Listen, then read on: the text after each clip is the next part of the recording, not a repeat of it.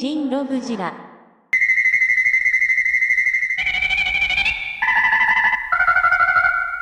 It's tag time. King Chartruvial over here will be sporting a very crisp HD 4K 8.5K image on his tag. We will see the legendary photo, unfortunately tinted blue instead of just being in full-on color. King Ghidorah 1964, possibly Phantom Color version. King Ghidorah, Godzilla 2025, Bandai Namco. Something above movie monster series. Side of the tag shaped out to King Ghidorah's wing, Japanese title of the movie that I keep friggin' forgetting. And then here's the inside of the tag. Sing it with me, kids, as we do this all the time. Since this gentleman is some type of an exclusive, we have to double sleeve him. Oh, don't worry. No music, no nothing like that. Just getting this done and over with. Let's discuss the easiest thing first. The wing. So the wings are obviously going to be molded in a blue vinyl. The gold and red was added during paint, and I actually kind of like how the wings were done. Now, there's a nice fade in and out. I mean, the red is a bit strong. I actually really like that we have a nice fade in and out of color, especially going from blue to gold. The red is a bit more full stop, but there is a bit of remnants of gold moving into the red, or red overtaking the gold. At least it wasn't done in a straight line like they put the painting nozzle up to the figure and then just put a ruler over it. I'm glad that there is actually some curvature going on here with the coloration. As for whether that's accurate or not, I kinda don't give a flying Care Bear. Something I really do like, though, is going to be the presence of this shinier paint all along King Ghidorah's chest and crotchal areas. It does look like it could be a very, very light gold, but to my eye and my camera lens, this is silver, which is interesting. I do like that it comes off as this intentionally messy application over here. It somewhat matches up with the set photos and other figures of this iteration of King Ghidorah that were made, and I dig it. It really helps those scales just jut out and poke you in the eye and give you a scratched cornea. I heard treatment for that's a real pain.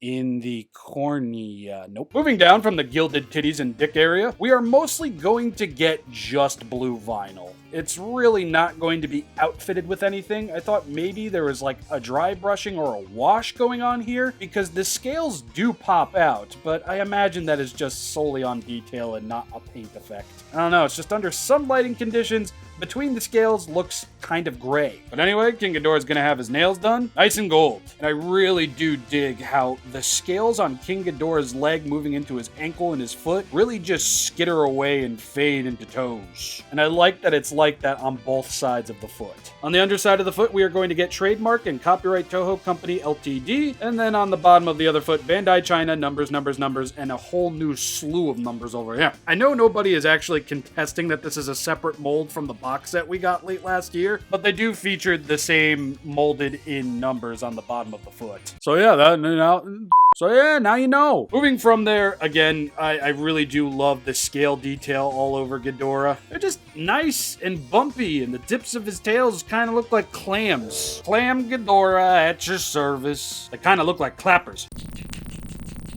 And I like that they actually look layered, as if there's two of them there. Very nice. From the tails, moving into his butt and back regions. Just gonna be more scales until we get to these spikeroonies over here. There's a bit of a rogue silver spooch up top here, but it doesn't bother me. King Ghidorah's got bling, but the real bling waits for us at the very tip of King Ghidorah's heads. Once again, I am vastly impressed with all of the detailing that is going to be present on these heads. The bumps, the grooves, the nostrils, the big red fierce eyes, the almost metallic looking brown manes with hair detailage all over them, the frosted sugarcane banana candies. It's all exceptionally well done, but what I love even more is simply just going to be the teeth over here, because they're so beautifully painted and the gold is so vibrant and it's working against a very calming blue and a very fierce red. The frontal teeth will look much better from the front, not so much from the side. But wow, man, I think Bandai knocked this out of the park, and those are some small ass teeth. Yeah, look at my pinky.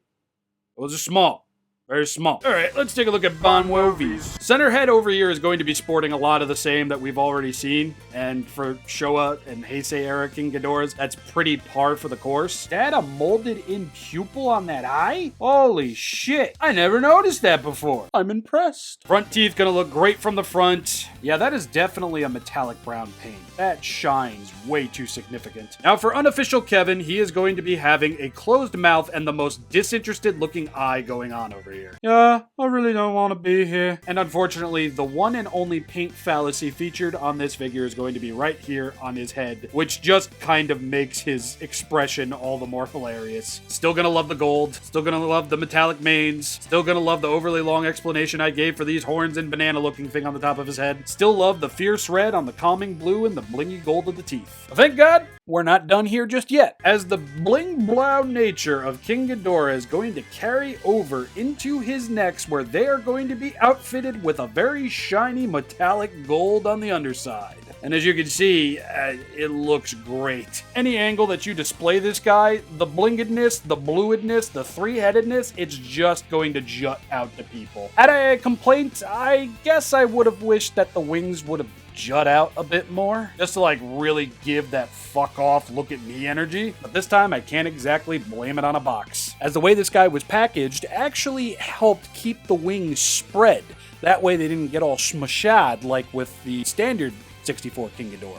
And I do wish the heads were much more splayed out like that, because it would just add so much more character, aura, but I guess I gotta do some heat treatment and some freezer freezes. For the most part, overall, I very much love this figure. He is the first of many that I'm waiting for Big Bad Toy Store to get through. And hey, yo, fam, if you're actually watching this, I really do appreciate that you are. I know I was very late to this. At the time of pre-order, I just didn't have the money, and it wasn't really matching up with me, so I landed it with BBTS. I was hoping Ami Ami or somebody else would have gotten to it, but by the time I got to something like Hobby Genki, they were gone. So I apologize. Thank you so much for watching Size Comparisons. Phantom Fanta Fever King Ghidorah over here is going to be standing at slightly over 7 inches tall thanks to the sugar canes on his head. It's really quite appealing. Shokugan, limited movie. Another limited movie, because why not? Yamakatsu King Ghidorah. HG, Bandai Mystery Minis, SH Monster Arts, Hiya Toys, Finger Puppets. Now for any of you out there who might be wondering why the hell King Ghidorah is blue and semi-patriotic looking, there is an answer.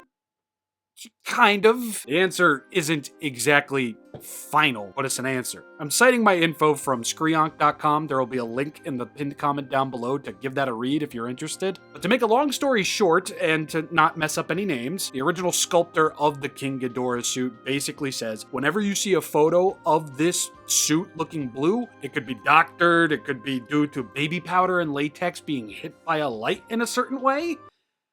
I mean, there's a legitimate photo that I'm about to show right here, also from Screonk.com, where it looks blue, but homie gives us that description, and hey, maybe that's what it is. All of the internet was fighting over the color of a goddamn dress. I think that might have been a point of the meme, though. But as this really lovely article goes on, it seems there are more moving parts to really get a finalized, truthful answer. So I'm just going to stick with what the guy who made the frickin' suit is going to say for the time being, and maybe we'll find out in the future, maybe we won't. All that matters is that I finally have a figure of the blue King Ghidorah, phantom color, another color, whatever, Test Press Association color, and I didn't pay over hundreds and hundreds of dollars for it. Plus, it's in the movie Monster Series with a tag, which makes it all the more special for me. Anyway, bye.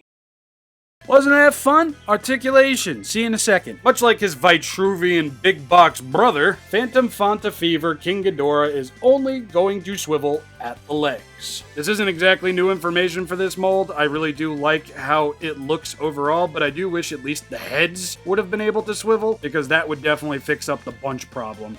Well, anyway, I've been ShinRobJira. I do so hope you enjoyed this video. I tried to take it down a peg because my last couple videos have been a bit much, and I'm trying not to be as much. But anyway, when next we meet, I will be talking about the 3.75 Shin Godzilla and the 3.75 micro figure Shin Godzilla and Figure of the Year.